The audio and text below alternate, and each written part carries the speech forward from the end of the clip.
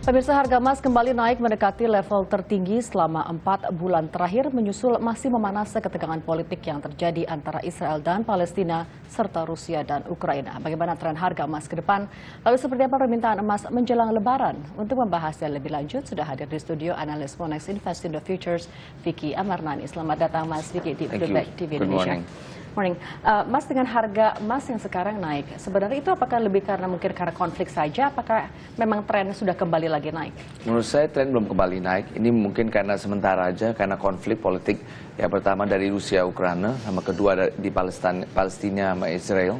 Tapi kenapa sih bisa dengan konflik-konflik itu kan agak jauh? Kenapa sampai mempengaruhi harga futures emasnya sampai melonjaknya cukup lumayan 11%? Ya, mungkin pindahnya kepada safe haven gitu. Masih dilihat sebagai safe haven sementara ini karena itu membuat masih naik.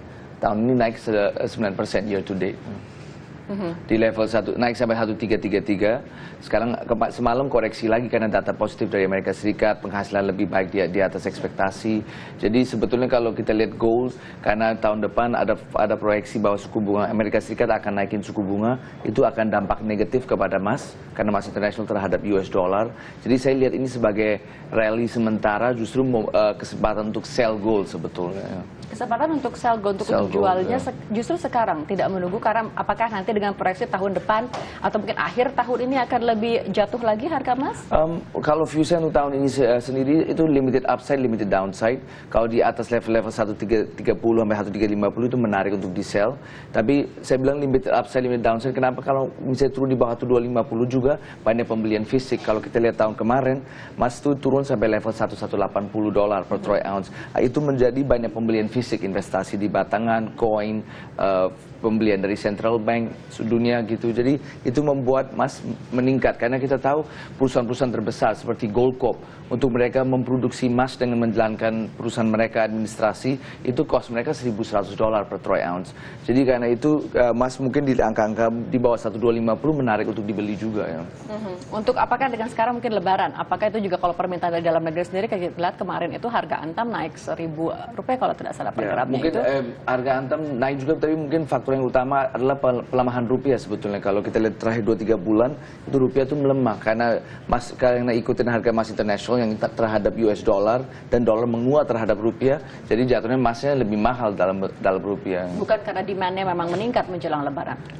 Kalau dilihat awal-awal Juni sampai Juli gitu katanya malah justru menurun sedikit, tapi secara overall dari antam permintaannya meningkat terus. Ya. Apakah mungkin jika sekarang kita ada konflik di Ukraina, Israel dan Palestina dan juga Rusia, Ukraina itu mungkin temporary akan naik safe haven as a safe haven. Apakah sampai kapan akan emas dikategorikan sebagai investasi yang safe haven? Safe haven menurut saya temporary. Kalau untuk saya lebih safe haven itu US dollar.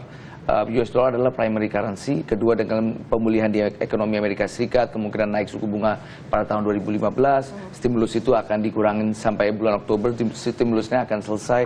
Itu semua positif terhadap US dollar, yaitu negatif buat emas. Tapi sebetulnya berita-berita buruk itu sudah terdiskon di harga emas pada level 1.300 atau di bawah 1.300. Jadi karena itu saya bilang limited upside, limited downside. Ya. Tapi kalau untuk currency sendiri, jika untuk berinvestasi di currency, bukannya risk dengan adanya inflationary pressure itu lebih besar jika dibandingkan dengan komoditas seperti emas?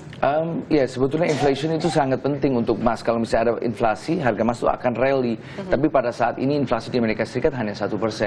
Jadi itu belum jadi concern atau problem. Tapi pada saat Amerika Serikat ada inflasi yang lebih tinggi, itu akan jadi positif buat emas. Tapi belum waktunya sebetulnya. Belum waktunya, oke. Jadi kalau misalnya untuk sekarang waktu yang tepat justru malah untuk menjual dan bukan membeli. Menurut saya untuk menjual, tapi di level 1275 itu momentum ambil profit. Kapan kira-kira waktu yang tepat untuk investor masuk kembali ke pasar emas? Menurut saya di bawah level $1.250 per troy ounce. Ada proyeksinya mungkin tenggat waktunya?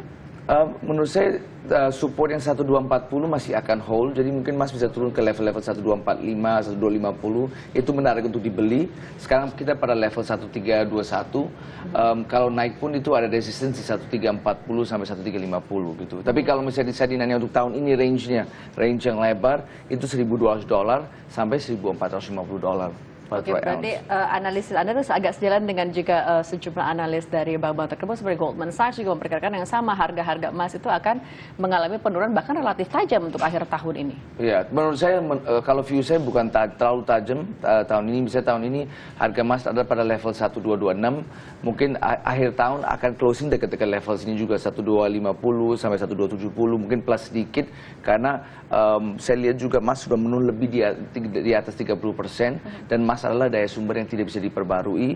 Masalah Amerika Serikat juga bukan sangat lancar gitu. Kalau suku bunganya naik terlalu cepat, itu akan buruk buat ekonomi dia. Kalau naik pun akan secara tahap per tahap.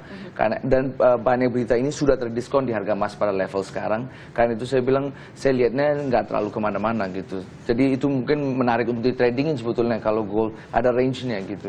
Oke. Dan kalau kita lihat dari waktu emas kena level 1331, di RSI udah melewati 70, jadi overbought. Kalau saya lihat dari technical juga ada divergence pada level 1330. Jadi menurut saya ini level yang menarik untuk sell gitu.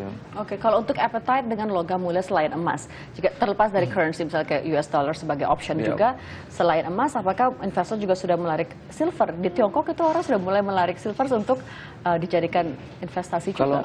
Kalau menurut saya masih belum karena silver itu cukup volatile juga.